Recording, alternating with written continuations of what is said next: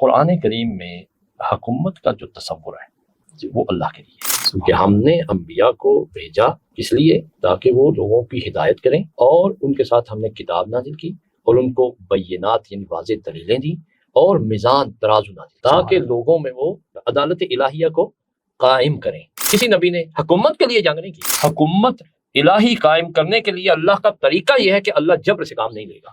اللہ کی حکومت جبر سے قائم نہیں ہوئی اب تک۔ غیبت ہوئی کیوں؟ ہم اندھے کیوں ہوئے؟ امام غائب نہیں ہے، ہماری آنکھیں جو ہے وہ اس قابل نہیں رہی، کیونکہ انسان نے 11 حجتیں دیکھی، قدر نہیں کی، پائمال کر دیا ان کو۔